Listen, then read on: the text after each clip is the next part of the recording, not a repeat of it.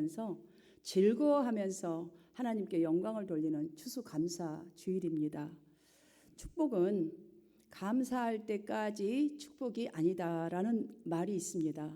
그러니 감사는 이렇게 받은 복의 양이 아니라 깨달음의 깊이, think, 생각의 깊이에 달려 있다라고 할 수가 있겠습니다. 스펄전 목사님은 불행할 때 감사하면 불행이 끝난다고 했어요. 형통할 때 감사하면 형통이 더 많이 연장된다.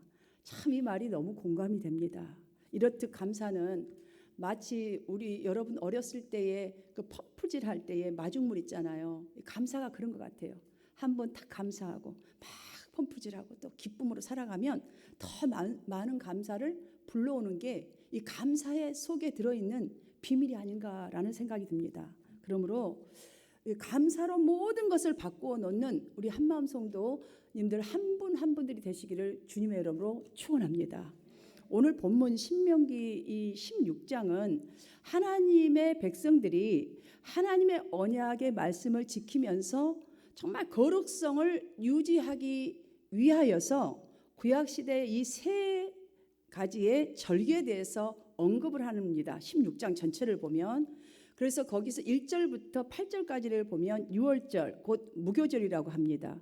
이 절기는 어떤 절기냐면 이스라엘 백성들이 이제 노예 땅에서 애굽에서 나온 날을 기념하는 절기이고 9절부터 12절까지는 칠칠절 곧 오순절 맥추절이라고 하죠. 봄 농사를 통해서 얻은 수확과 이 풍작들에 대해서 정말 또 감사하는 거예요. 그래서 그 절기예요. 그리고 오늘 본문 은혜 나눌 오늘 본문 13절부터 17절까지의 이 언급된 것은 초막절 곧 장막절 수장절이라고 하죠. 모든 가을 농작물 과일 이런 거 다 수확을 끝마치고 드리는 절기 규례에 관한 이 설명들을 해주면서 주님이 뭐라고 말씀하십니까? 지킬 것이요 라고 말씀합니다. 그리고 곧바로 절기를 지킬 때는 어떻게 너와 내 자녀와 노비와 내 성중에 거하는 레위인과 객과 고아와 가부가 함께 지키라 이렇게 절기를 지키라고 합니다. 그러니까 모두를 초청해야 돼요. 오늘 우리 정집사님 가정을 보니까 자녀들 이렇게 데리고 나오고 사실 이웃도 모두를 초청해야 돼요. 하여튼 이 자리로 다. 그러니까 여러분이 드려야 추수에 이게 주님 앞에 가장 하나님이 기뻐하시는 것들이잖아요. 자, 이렇게 절기를 잘 지키면 내 손으로 행한 모든 일에 복을 주실 것이라 라고 분명하게 그 마지막 피날레의 말씀을 딱 주시죠. 하나님은 정말 그 아까 말씀드린 것처럼 마중물처럼 감사. 이스라엘 백성들이 항상 감사하면서 살도록 감사 생활을 이렇게 제도하셨습니다. 이렇게 명한 목적이 무엇이겠습니까? 말씀을 통해서 우리가 잘 한번 생각해 보시면 가장 먼저는 정말 노예에서 나온 이들, 그러니까 구원의 역사, 하나님이 나를 구원하신 이 세상에 떼먹고 내 마음대로 살아가고 내 뜻대로 살아가고 내가 좋아하는 대로 쫓아가는 이 노예 생활에서 우리 죄 가운데 풍덩 빠져서 지옥에 갈 수밖에 없는 우리를 구원하여 주신 그 역사를 다시 한 번 더 깨닫게 하시고 또한 신앙의 공동체, 고아와 가부와 모든 레위 누구 할 거 없어요. 남녀노소, 병든 자나 어떤 자나 상관없어요. 가난한 자나 부한 자나 모든 공동체의 이 정체성, 그러니까 우리는 하나다.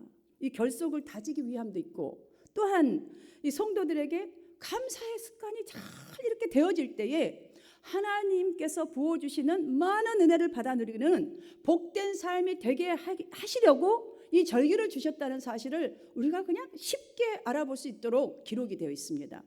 감사의 규례 속에 이렇게 크신 축복이 있음에도 사실 인간의 입장에서 저와 여러분의 입장에서는요, 사실 예를 들자면 한 두 가지만 제가 여기 들겠어요.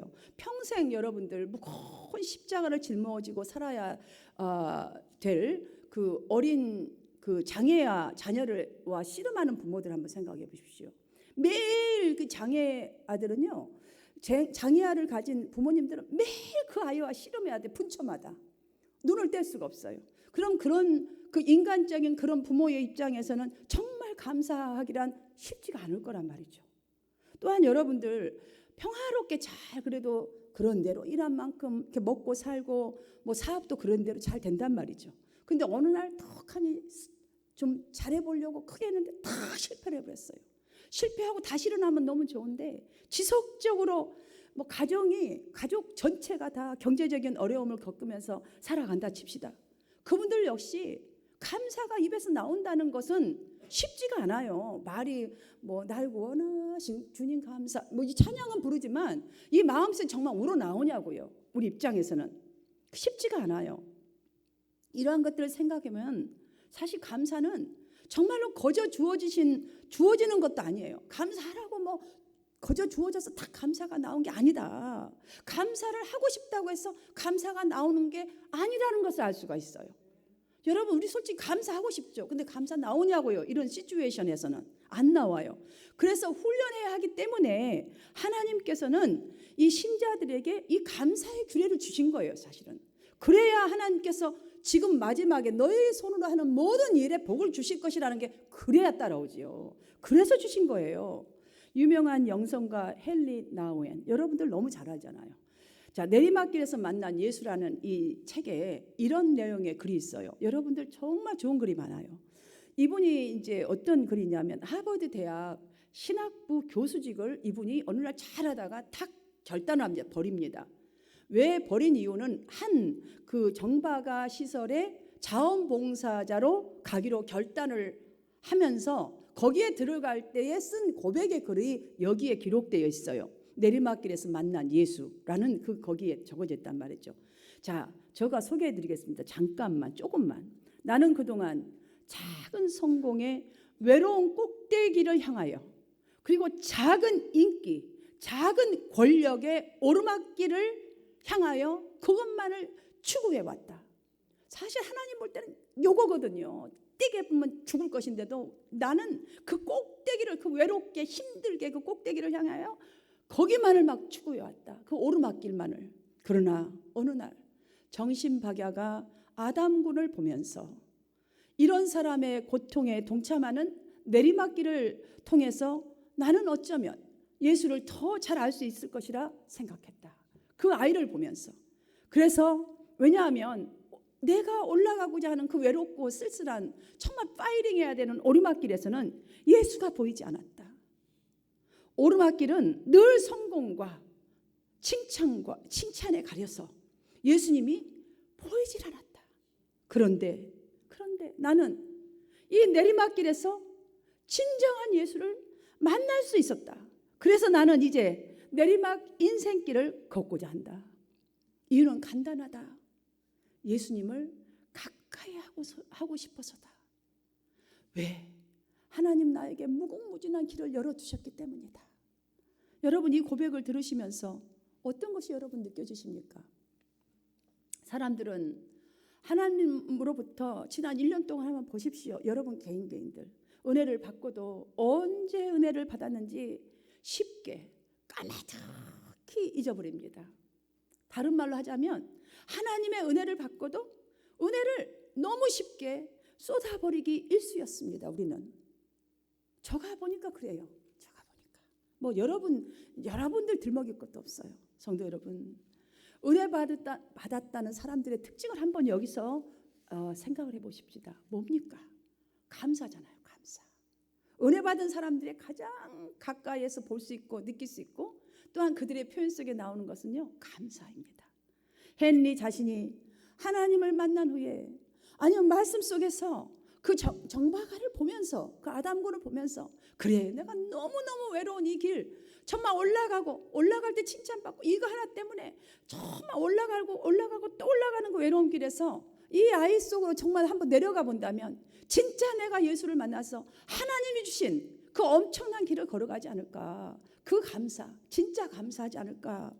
여러분 이렇게 감사하는 사람이 되고 다른 사람을 위로하고 정말 변화시킬 수 있는 행복한 사람이 된 것 여러분 정말 멋지지 않습니까? 너무너무 멋진 인생이 아닙니까? 이것보다 더 멋진 인생은 저는 없을 거라고 봐요. 절대 감사라는 책에서는요. 이 5가지 감사 실천 제안을 합니다. 제가 여러분들께 소개해드리겠습니다. 왜냐하면 우리가 정말 감사를 잘 쏟아 부어버리기 때문이죠. 하나, 좋은 일에는 축제 감사. 정말 여러분들 감사할 때 확실하게 축제하면서 좀 감사 좀 하세요. 그냥 뭐 감사도 하는 것도 아니고 안 하는 것도 아니고 아우 뭐 교만할 텐데. 여러분 왜 그러세요? 그냥 축제 감사. 둘, 나쁜 일에는 초월 감사. 초월해야 돼요. 정말 이 나쁜 것을 초월하는 초월 감사. 셋, 작은 일에는 확대 감사. 그래 조그만 일이지만 앞으로 정말 잘 될 거야. 오늘보단 내일 잘 될 거야. 확대 감사. 넷, 실패도 성공의 재료다. 이거는 성공의 재료야. 오뚜기 감사. 팍 일어나는 감사.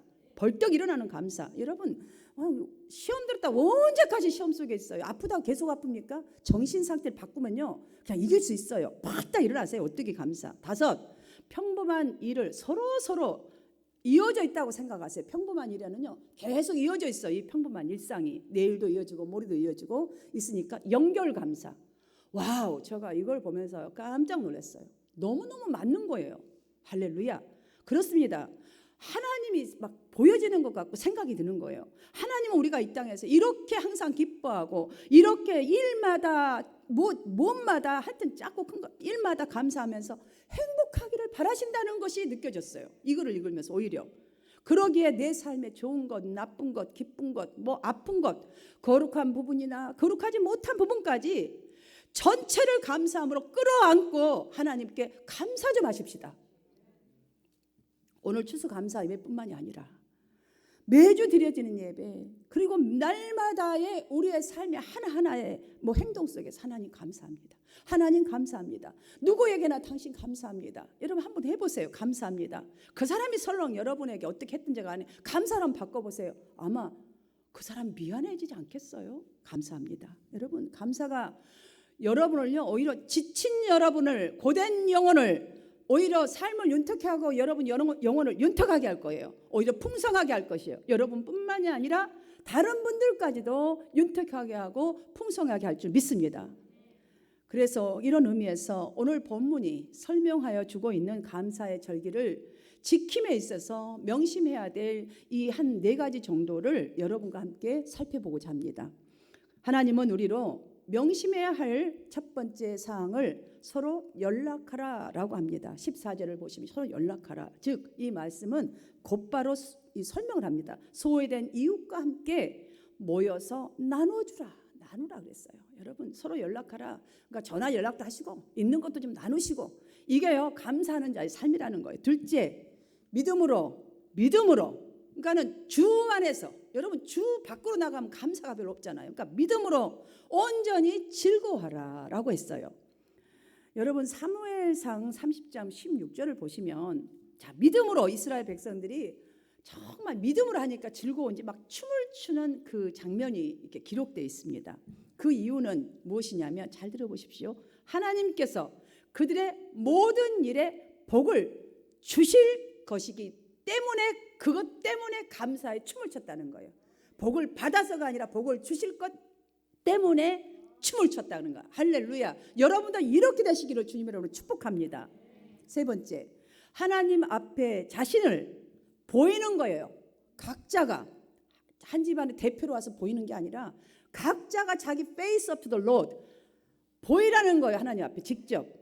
16절에서는 내 하나님 여호와의 택하신 곳에서 여호와께 보이라라고 말씀합니다.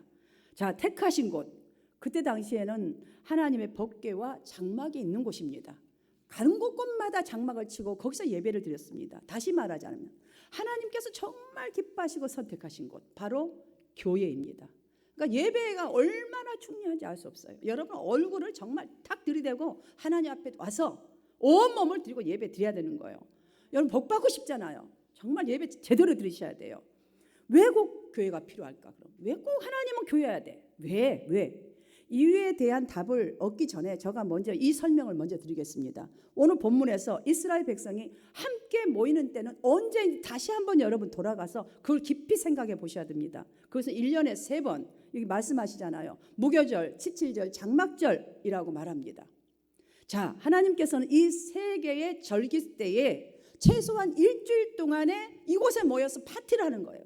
감사 예배드리고 찬양하고 또 예배드리고 찬양하고 또 나누고 먹고 이 여러분들 이렇게 한번 정말 파티하는 기분으로 또 하나님께 감사하는 마음으로 모두가 남녀노소 모두가 한번 일주일 동안 모여서 우리가 산다고 칩시다. 우리 산에 올라갈 때 있잖아요. 때로는 어디 특별하게 어디 집회도 가고 여러분들 가잖아요. 이런 데 한번 가보면 어때요? 은혜 많이 받고 오죠. 그렇잖아요.